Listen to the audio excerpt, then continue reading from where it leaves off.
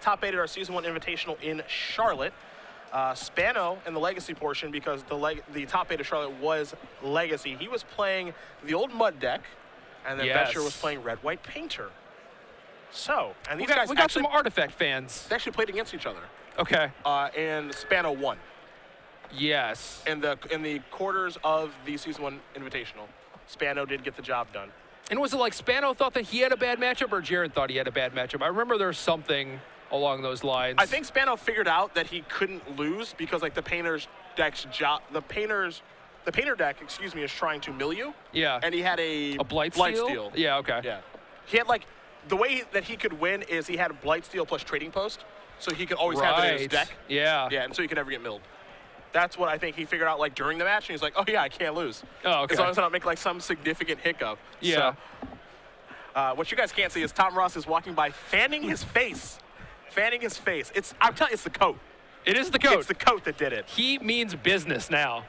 He was just messing around before. Yeah, that's how he got his loss. He's heating up right now. Boettcher's only loss, by the way, was to Tom Ross this weekend. So he's still having a great tournament and a great year. And he's up a game right now over Spano. Spano playing Rebel Red, which is what Jared did lose to. Of course, that's what Tom's playing. So, but you do see Jared's up a game. Now, when we talked about Boettcher, not only in Syracuse 2 weeks ago, but this weekend as well, still no hate in the board. No cures, no drowning sorrows, none of that stuff. He's got 3 Doom Blades. That's pretty much it. I'm sure he would have liked some against Tom Ross. He probably wants something against Gregg, even though he lost game 1. Yeah. I mean, this game I imagine is going to be pretty tough, and it looks like, okay, I thought maybe he was mulliganing, but it looks like both players are just shuffling up here, so. Yeah, I mean, certainly it's nice to have, right? But, I mean, Jared has almost certainly beaten this deck numerous times, right? He beat it in the finals of an Open. He lost to Tom Ross, but everyone does, you know? Yeah, the first of many. He's up a game now. I mean, he's got to be feeling like he doesn't need the hate because he's not playing it, you know? You can't just assume that people aren't going to play this deck that keeps winning. I mean, maybe his plan is just to fade. Maybe. I don't know. I mean, it feels like that's a tough deck to fade now because it just keeps winning. But he is up a game right now, so who knows? We'll see what Spano can put together. Maybe his matchup against anyone not named Tom Ross is very good. Sure. Yeah, Spano shrugs his shoulder. He's going to keep. It looks like his hand's pretty good. Looks like they're both on 6. Yeah, there's a Rakdos Cackler. Yeah, it doesn't. Jared's hand does not look very good. Yeah, I think that definitely favors the red deck. I mean, especially since you saw Tom Ross go to 5 and pretty easily dismantle Jared, so. It's a Thoughtseize. There's a Burning Tree Emissary. There is a Mutavault, a Legion Loyalist, and I believe a Firefish Striker is the last card. Yep. So we'll see what Boettcher does want to take here. And he will take the Emissary. Yeah, it's pretty dangerous if you let that Emissary stay there, and then next turn, if he draws a mountain, he gets to play 2 things. You just fall too far behind. Ooh, another Burning Tree. Had it. Yeah, I think Striker's probably the best card to play this turn. Attack for 2, pass the turn back. Just curve on out. Desecration Demon, the draw. There's an Urborg. Pass it back over to Spano. Spano's going to draw a card. It's a mountain, and that's timely. Probably the best draw since he gets to play out 2 creatures and activate Mutavault. Yep. Yeah, this is perfect. Yeah. Boettcher gets to kill something, sure, but this is how Spano and Rebel Red wants the games to go literally every time. Right. All my stuff's on the table by turn 3. There's no Mutilate in your deck, and you personally don't have Drown in Sorrow. Yeah. So good luck catching up. Yeah, I mean, Gregg doesn't know that, but he's kind of forced into this spot, right, where he can't, like, try and play around it and try and nickel and dime Jared out. That's probably just not going to work. Yeah. Eventually something like Desecration Demon is going to come down, stabilize the board, and it's like you Drown in Sorrow yourself. Mutavault's going to go bye-bye. And you said that Gregg doesn't know that, but again, there's a chance that Gregg does know that. Because, again, Jared did win 2 weeks ago. Sure, that is true. There's a Temple of Deceit. There's a cost to those temples. It comes into play tapped. Yeah. Scrying is powerful, but imagine if that land came into play. I guess if it came into play untapped, I was going to say imagine if we played a Nightveil Spectre, but there's a Firefish Striker. There's a Firefish Striker. I do like what Jared's doing, where he's probably going to Doomblade the Firefish Striker this turn. And, you know, there's always the hope that, like, the Rebel Red deck does not draw something that can increase their board. You know, it's like, please just draw a mountain. You know, you have 16 more of those in your deck, please. I mean, you are in the situation now, if you're Boettcher, where you're just hoping that he bricks for a couple turns. Yeah, and then you just get to stabilize behind Nightveil and Desecration Demon. I mean, it's not a great situation to be in, but I think that's all that he can hope for. Yep, so Spano's just going to untap, draw his card in, serve in here yet again.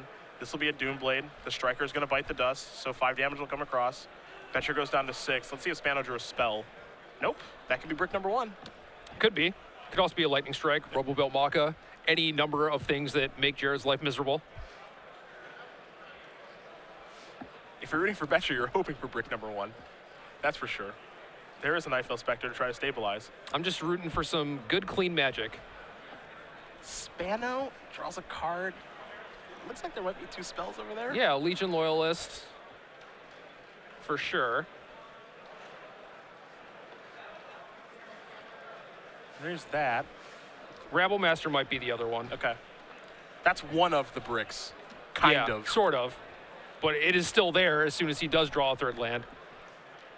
So Spectre's going to eat the Cackler. 4 damage is going to come across, excuse me. Boettcher's going to go down to 2. Boettcher draws a card. Passes the turn back. Spano will draw. Not a 3rd land. It's a Fire Drinker Satyr. There's nothing that says he has to attack this turn. No, he doesn't have to, but... Gonna block here. Doom Blade there. Take 1, go to 1.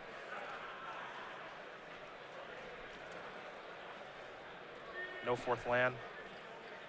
Picked up another Desecration Demon, did Boettcher. There's a Silent Flood. That resolves. Yep. We're going to move on to a 3rd one here. So Gregg Spano able to get the job done. Go low to the ground. That's what you do. Every time, just go under him. Like you saw that Jared had Desecration Demon. On the last turn, he drew a 2nd Demon. Also had a Gray Merchant. If given enough time, he very easily would have stabilized that game. But Gregg didn't give him the time. Now the beatdowns. A lot of Rebel Red here this weekend. There's a lot. It certainly seems that way. I mean, we're watching a lot of notable players on camera, which makes sense, and we see a lot of them playing the deck. And it's kind of interesting. You don't see a lot of high-level players like pick up these red decks. You know, Tom Ross is definitely the one that is known for it, Patrick Sullivan. But when you see Todd Anderson playing a red deck, you know, that probably means the deck is really good. Yeah, I think so. And I think the deck is really good. I do too. I really do. I mean, that's why you made a Goblin token, right? Yeah, because I knew they were going to put Rabble Master. Yeah, of course. So that's exactly why I chose that. Very quickly, we will talk about, let's see. There was something I want to talk about. I can't remember what it is now. Because I'm not smart. I remember. That's why you get paid. States. There it is, States. I had a brief lapse, a memory lapse. Look at me. I'm sure most people don't even know what that card is or know that it is a card. So they're like, is he making a joke or is he just going crazy? I don't know which. I don't think that card's ever going to be reprinted either, which is kind of too bad. I like that card. That card was not fun. No, not close to fun. October 11th and 12th is when we will have our Autumn State Championship. StarCityGames.com/states is where you can find more information about this. You do see the artwork on the screen. That'll be the playmat for our top 8 competitors. There'll be a black and white version for our winner along with a medal. And who doesn't want a medal? Are you kidding me? You want a medal. I do. I know you do. Now, you said 1-time state champion, right? Yeah, 1. Minnesota? Minnesota. Okay. When? Affinity. I was the bad guy.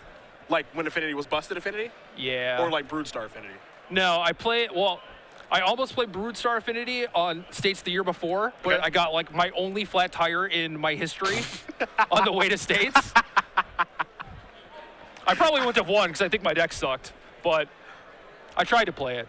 My favorite is like, no one will remember Broodstar Affinity was a thing.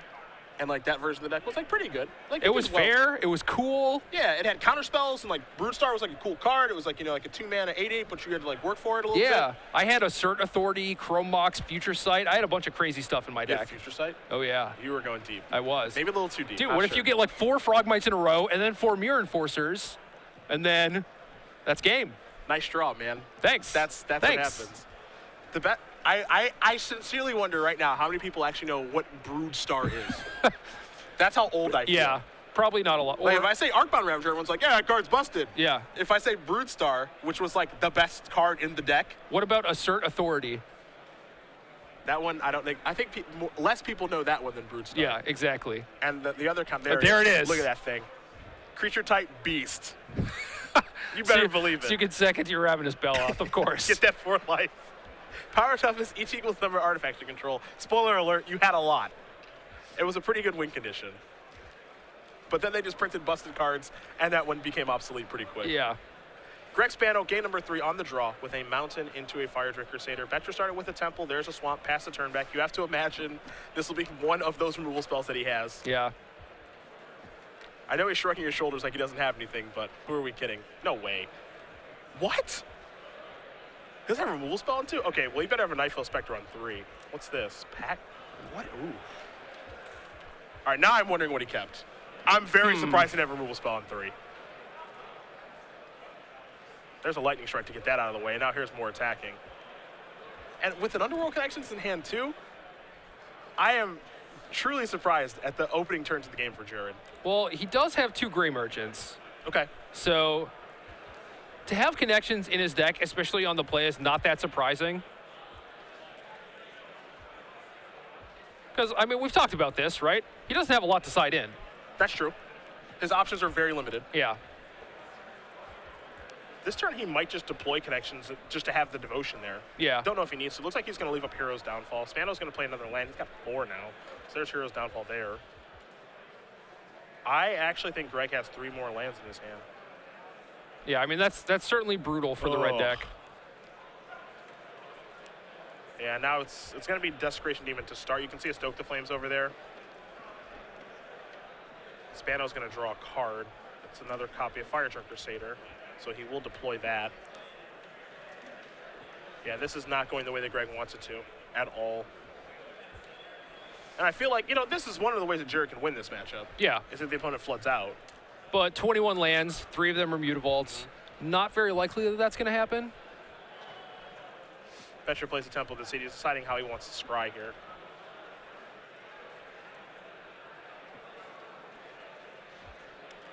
Let's see what else he wants to do this turn. I think he's got a Nightfall Spectre in his hand as well, if he really wants to work towards devotion, and he does. Yeah, and I think that's fine. I mean, he's not really under any pressure. Relatively safe, and could, I mean, I could certainly see him just saying, okay, I have no interest in attacking with the demon. I'm just going to play super defensive until I resolve a Gray Merchant. And once I resolve the first one, chances are you can't come back from that, and the second one cements the game. Yep. Because what Gregg's doing is, you know, fair at this point. Who cares about a Rakdos Cackler on turn 6? Yeah. So there's no reason to really open yourself up to any, like, losing to some strange combination of cards. So I actually like the no attack with the demon there a lot that turn. That said, I like an attack this turn. Yeah. I thought I saw 2 Gray Merchants. Maybe it was only 1. And if that's the case, I definitely understand him wanting to make this Gray Merchant count. Waiting is kind of dangerous because it gives Gregg the chance to potentially draw a Skullcrack. I mean, like I said earlier, you know, most people don't favor Skullcrack in this matchup out of the red deck just because they don't feel like they have time. But just because you know that is like the consensus, the common theory, doesn't mean that they won't have it. Yeah. Stoke the Flames in response to the Gray Merchant is going to take down the Nightfall Spectre. So the drain and gain won't be for 7. It'll only be for 4, which honestly against this version of red is probably enough. Yeah. Yeah, I mean, back up to 17 life, really under no pressure. You have a 2/4 blocker. Yeah, there's an Ash Zealot. Everybody's going to come into the red zone now. Trigger the battalion from the Legion Loyalists. And Spano, all I can do is kind of shrug his shoulders and say, hey, this is what I've got. Yeah.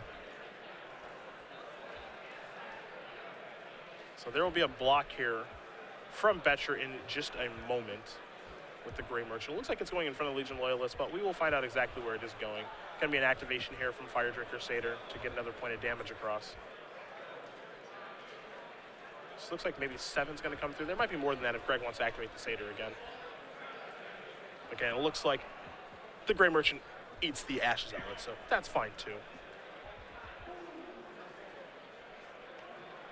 But Jared is, I think, comfortably in the driver's seat now.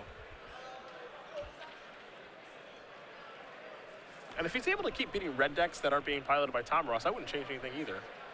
Yeah. Honestly. Yeah. I mean, maybe that is just it. Like I said, Tom Ross is the bad matchup. Yep.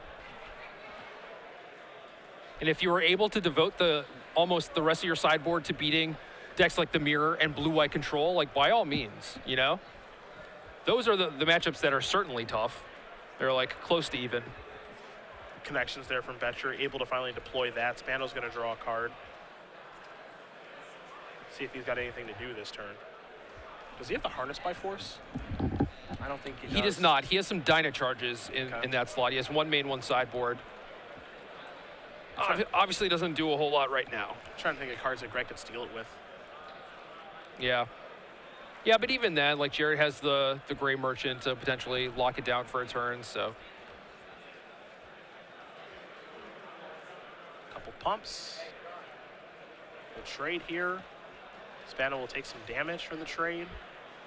Now Boettcher's kind of cleared everything up. So now Jared will draw a card.